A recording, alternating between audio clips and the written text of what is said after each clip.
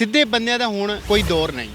उसके मियाँ ने किसी और का रिक्शा दिखा दिया, पैसे अपने जेब में। कहता है जी इसने रिक्शा बेच दिया। जब मुझे कागजात ही नहीं दिए मैं कैसे बेच सकता हूँ? ना कोई ले सकता है ना मैं बेच सकता। 3-3 हज़ार की चादरें दी हैं, मैं साइकिल पे जाता था, उन्होंने मुझे गरीब समझकर पैसे नहीं दिए। अभी कल गालियाँ देकर गया तो मैंने 1,000 देना।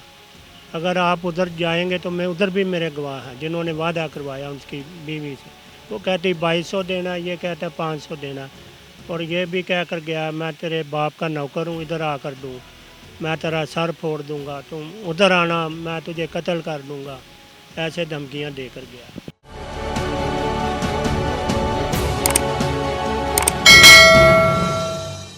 अस्सलाम वालेकुम, मुसाफ डिजिटल के साथ मैं हूं ज़ुबैर अमान।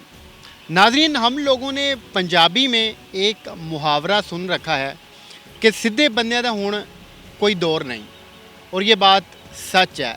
आज जिस शख्स से हम आपको मिलवाएंगे उस शख्स की बातें सुनकर आपको वाकई ही ये लगेगा कि सीधे बंदे दा हुण ज़माना नहीं रहा।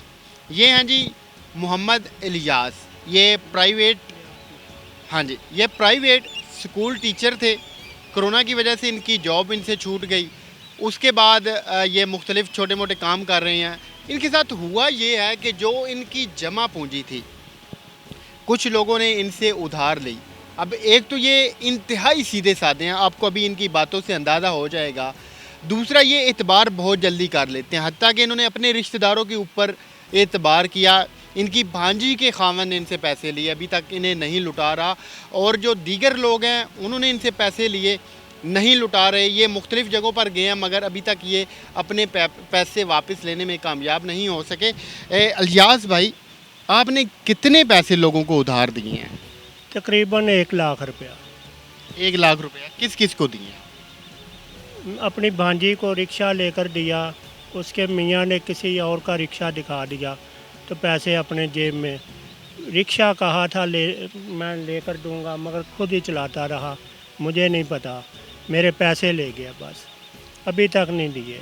ये देखें, ये कह रहे हैं कि जो इनकी भांजी का खावंद है उसने इनसे पैसे इसलिए लिए कि मैंने रिक्शा लेना है, मैं रिक्शा लेके चलाऊंगा, अपने बीवी बच्चों का पेट पालूंगा। उसने अब इनके साथ किया ये कि इन्हें किसी और शख्स का रिक्शा दिखा दिया, हालांकि उन्होंने रिक्शा नहीं लिया था और वो पैसे हज़म कर गया।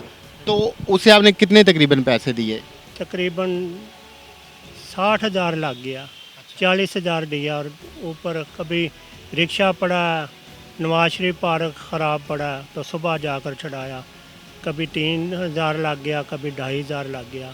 ऐसे ही कभी समनाबाद पड़ा, उधर लग गए पैसे इतने, कभी 4,000 कभी 3,000 कभी। वो भी एक लिहाज से आपका भांजा ही हुआ, तो अब वो पैसे आपको वापस नहीं कर रहा? हाँ जी, पैसे नहीं वापस किए, मेरे गवाह भी हैं। क्यों नहीं कर रहा? वो क्या कहता है जब आप पैसे लेने जाते हैं? वो कहता है जी इसने रिक्शा बेच दिया। जब मुझे कागजात ही नहीं दिए तो मैं कैसे बेच सकता हूँ? ना कोई ले सकता है ना मैं बेच सकता हूँ। और कितने लोगों को आपने पैसे दिए? मुझे रिक्शा दिया ही नहीं। और कितने लोगों को पैसे दिए आप? और मैंने पढ़ाया आर्य बाज़ार, 40 क्वार्टर उधर औरतें और लोग आदमी पैसे नहीं देते। 3-3 हज़ार की चादरें दी हुई, तकरीबन 18,600। नहीं, जहाँ पर आप पढ़ाते रहे हैं वो ट्यूशन वाले नहीं पैसे देते आपको? हाँ जी, वो क्या कहते हैं? कपड़ों के लिए हुए, ज़्यादातर कपड़ों के हैं, एक घर में ट्यूशन के हैं वैसे। कपड़ों के? क्या आप अभी कपड़ों का काम कर रहे हैं? अभी मैं कपड़ों का कर रहा हूँ। हाँ, पढ़ाना छोड़ दिया। रोटी तो खानी है, कोई कपड़ा पहनना। तो 3-3 हज़ार की चादरें दी हैं, मैं साइकिल पे जाता था, उन्होंने मुझे गरीब समझकर पैसे नहीं दिए।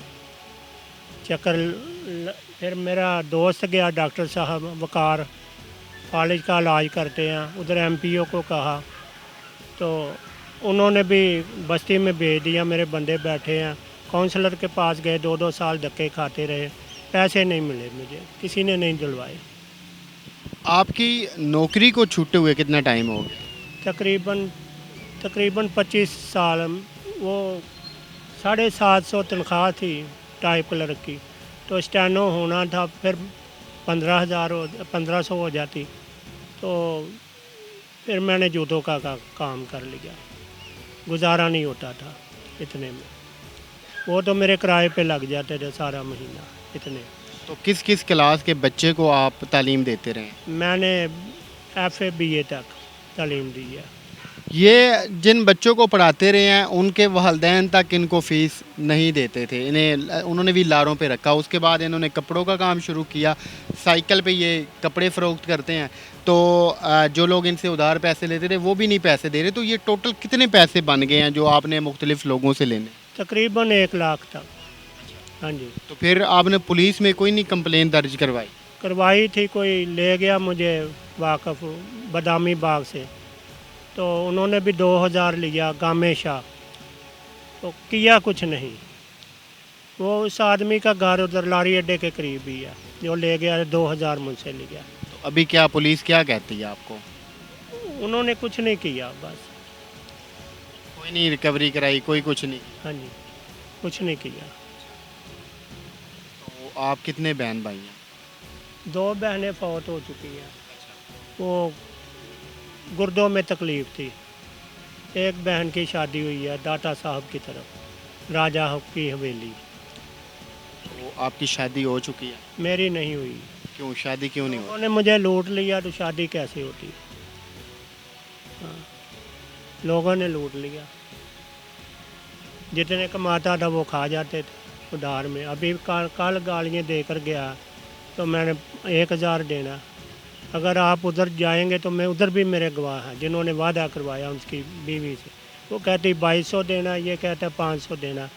और ये भी कह कर गया मैं तेरे बाप का नौकर हूँ, इधर आकर दूँ, मैं तेरा सर फोड़ दूँगा, तुम उधर आना, मैं तुझे कत्ल कर दूँगा। ऐसे धमकियाँ देकर गया। जिस बंदे ने इनके पैसे देने हैं वो घर पे आके ना सिर्फ इन्हें धमकियां देते हैं बल्कि इन्हें गालियां दे के जा रहे हैं कि तुम ज़रा आओ तो मैं तुम्हें देखता हूँ। तो घर में अब और कौन कौन है आपका? मेरी अम्मी है, बूढ़ी माँ है, तकरीबन 85 साल उम्र हो गई। वालिद साहब भी नेक थे, वो भी ऐसे ही लोगों को कपड़े दिलवा देते थे तो खुद पैसे भरते थे, वो देते ही नहीं थे पैसे। हाँ जी। फिर कैसे गुजर बसर हो रही है आपकी? बस ऐसे ही खुदा रोटी रोज़ी दे देता है, काम करते हैं और खाते हैं। माँ मेरी भी 26-27 हज़ार पेंशन लेती है, अब्बू की भी अपनी भी, तो गुजारा चलता है। तो अब जो आला हुकाम आपको देख रहे हैं उनसे आप क्या मुतालबा करते हैं, आप उन्हें क्या कहते हैं? मैं यही कहना चाहता हूँ कि मेरे पैसे दिलवाए जाएं, मेहरबानी होगी, आपका मैं शुक्रगुजार हूँगा। तो फिर मैंने उधार देना बंद कर देना, क्योंकि मेरी अम्मी ने कहा किसी को उधार ना देना। बेइज्जती भी करवाते और पैसे भी वो ले जाते हैं, जितना कमाते वो ले जाते हैं। हाँ जी। अब ये अंदाज़ा लगाएं कि ये शख्स दिल का कितना अच्छा है कि मुसीबत में लोगों के काम आता है मगर बदले में इनके साथ ये किया जाता है। तो बहरहाल दुआ कर सकते हैं, आला हुकाम से हम भी ये अपील करते हैं कि इनके पैसे इनको दिलवाए जाएं, इनका जो हक़ है वो इनको दिलवाया जाए। तो मिलते हैं किसी और वीडियो के साथ, तब तक अपना ख्याल रखिएगा। अल्लाह हाफ़िज़।